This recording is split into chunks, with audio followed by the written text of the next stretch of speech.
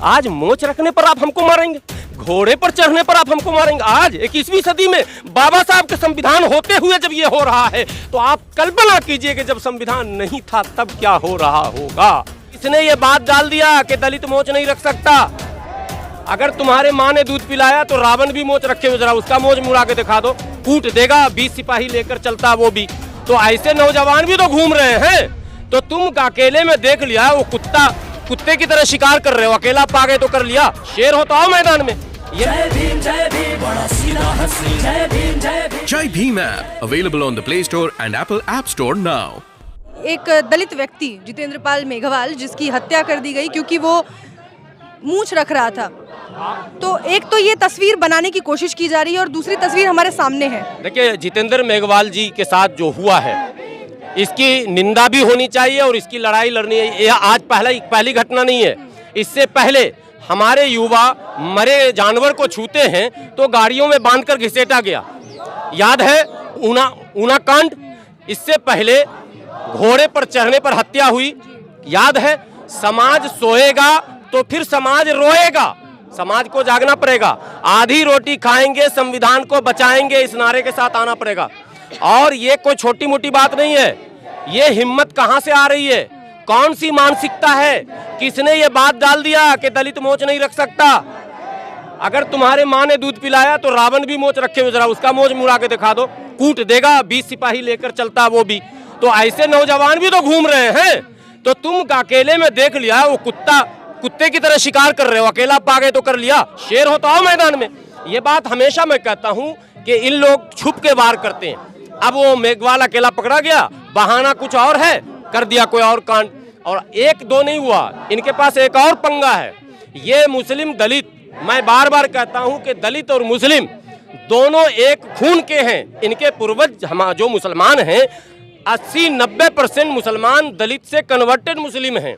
ये लड़वाते भी हैं। आपको याद होगा अफराजुल हत्या उसी राजस्थान में, मारने वाला भी दलित, मरने वाला भी दलित। मतलब कहा गया मुस्लिम दलित।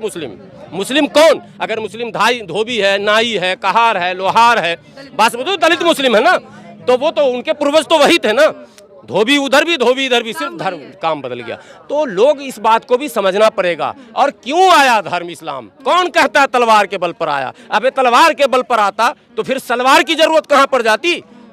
हमने नहीं किया दरबारी, किसने किया अकबर की दरबारी? बताओ जरा, कोई दलित नाम आ रहा वहां पर? सारे तो इन्हीं के थे। और मैंने एक दो नहीं, मान सिंह और जोधाबाई तो अपवाद है, औरंगजेब तक इतिहास में नाम है इनका। तो ये सब काम तो अपना सत्ता में कर लेते हैं और हमको आपस में फंसा देते हैं। आज भी फंसा रहे हैं। आज भी दलित ही परेशान है और दलित को मुस्लिम के खिलाफ भड़काया जाता है, मुस्लिम को हिंदू कहकर दलित के खिलाफ। मैं मुसलमानों से कहता हूँ, दलितों को आप हिंदू से संबोधन ही मत करो, वो तुम्हारे भाई हैं, उनको भाई कहकर संबोधन करो। सामाजिक रिश्ते बना लो, करीब आ जाओ, मिलकर लड़ो, क्योंकि संविधान संकट में है और बाबा साहब के सपनों को कुचलने का प्रयास हो रहा है इस देश में। तो यदि बाबा साहब के सपनों को साकार करना है तो दलितों और मुसलमानों को गोलबंद होकर इस लड़ाई को लड़ना होगा। इस देश में बाबा साहब अम्बेडकर को पानी पीने से किसने रोका? सवाल है ये। किसी मुसलमान ने रोका हो तो लाओ, मैं अपनी गर्दन कटा दूंगा अगर कहीं इतिहास में लिखा हो। नहीं, इस देश में ज्योतिबा फूले और हमारी प्रथम शिक्षिका माता सावित्रीबाई फूले को शिक्षा देने से किसने रोका? कौन था जो गोबर फेंक रहा था, कीचड़ फेंक रहा था? और साथ कौन आया? साथ आई फातिमा शेख। समझ लीजिए पहले, कहीं पे निगाहें, कहीं पे निशाना। गलत हो रहा, हमारे दलित भाइयों को भी समझना। आज मोच रखने पर आप हमको मारेंगे, घोड़े पर चढ़ने पर आप हमको मारेंगे। आज 21वीं सदी में बाबा साहब के संविधान होते हुए जब ये हो रहा है तो आप कल्पना कीजिए कि जब संविधान नहीं था तब क्या हो रहा होगा। ये कल्पना करने की बात है, सोचने की बात। आज संविधान में सबको बराबर का अधिकार कहा जाता और तब हमारे साथ ये हो रहा। और जब अधिकार नहीं था, संविधान ही नहीं था, सोचिए ना क्या होता होगा। कौन पूछता होगा हमको? कुछ भी हो जाता होगा, कहीं खबर भी, मीडिया भी नहीं थी। आज तो आप खबर भी पहुंचा देते हैं, हमारी बात 1000, 2000, लाख, 2 लाख लोग सुन लेंगे। कल कौन सुन रहा था? कौन अखबार पढ़ रहा था? अंगूठा टेक लोग थे। जहां जुल्म होता था, जहां ज्यादती होती थी, बात वहीं की वहीं दब जाती थी। और जो दबंग लोग होते थे, मनुवादी होते थे, वो जो कुछ चाहते थे कर ले जाते थे। खबर कहीं बगल में नहीं जाती थी और डर का ऐसा माहौल था कि कोई बोल नहीं पाता था। आज तो हिम्मत करके लोग आते हैं सड़क पर। आज तो विरोध हुआ, अगर मेघवाल के साथ गलत हुआ तो ऐसा नहीं कि चुप बैठा है समाज। समाज ईंट से ईंट बचाने के लिए तैयार है, चाहे वो राजस्थान की भूमि हो, चाहे दिल्ली का जंतर मंतर हो, समाज पीछे हटने को तैयार नहीं है। अपने संवैधानिक अधिकार को बताया जा रहा है और संविधान को बचाने और संवैधानिक व्यवस्था को बनाए रखने की लड़ाई निरंतर चल रही है। खतरा क्या है ये समझिए। असल में खतरा बताया जाता है कि इस्लाम है, हिंदुत्व है, यही तो कश्मीर फाइल में बताया गया ना। खतरा न हिंदुत्व को है, न इस्लाम को है, न इस्लाम खतरे में, न हिंदुत्व खतरे में। खतरे में आज भी भारत का संविधान है, चूंकि संविधान इनको सिट डाउन, खड़े हो जाओ, बैठ जाओ तरीका सिखा रहा। नहीं ये नहीं कर सकते हो, वो नहीं कर सकते हो। एट्रोसिटी एक्ट पर याद आ गया, 2 दिन के बाद बरसी होगी, 2 अप्रैल आपको भी याद होगा। एट्रोसिटी एक्ट क्या था? हमारी सामाजिक सुरक्षा की गारंटी ही तो है ना। उसको खत्म किया गया था कि नहीं किया गया था इस सरकार में? अगर समाज सड़क पर नहीं उतरता तो क्या होता? समाज सड़क पर उतरा, सरकार को पीछे हटाया। लिख लीजिए सादे कागज में, सरकार समाज को सड़क पर आना ही पड़ेगा और उसी अंदाज में आना पड़ेगा, चाहे शहादत देनी पड़े। 14-15 नौजवानों की शहादत उसमें भी हम लोगों ने दी थी।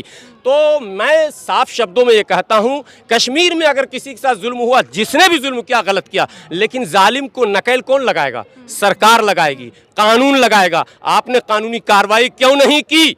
आपने उन जालिमों के पंजों को क्यों नहीं मड़ोड़ा? आपने उनको गिरफ्तार क्यों नहीं किया? फारूक अब्दुल्ला फिर मुख्यमंत्री कैसे बन गए? फारूक अब्दुल्ला फिर नेता कैसे बन गए? किसने बना दिया फारूक अब्दुल्ला को नेता? महबूबा मुफ्ती को फिर मुख्यमंत्री किसने बना दिया? जब पंडितों पर जुल्म हुआ था, कश्मीरी पंडितों पर, तो फिर महबूबा मुफ्ती भारतीय जनता पार्टी की मदद से दोबारा मुख्यमंत्री कैसे बन गई? सवाल भाजपा से किया जाएगा और सवाल आडवाणी जी से भी किया जाएगा कि आपके रथ को लालू ने रोका तो आपने सरकार गिरा दी, और कश्मीरी पंडितों पर जुल्म हुआ, आपने कुछ नहीं कहा।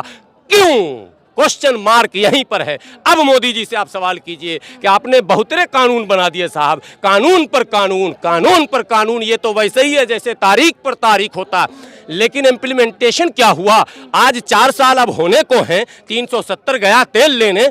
आपने क्या किया? चुनाव कराने की स्थिति में कश्मीर नहीं आ सका। आप इतने कमजोर सरकार है साहब, हमको तो मार लेंगे, पकड़ लेंगे। मैं बोल रहा हूं, वीडियो देखेंगे, उठा के अंदर कर देंगे। यूएपीए इन्होंने बना रखा है और हजारों निर्दोषों को अंदर कर रखा है।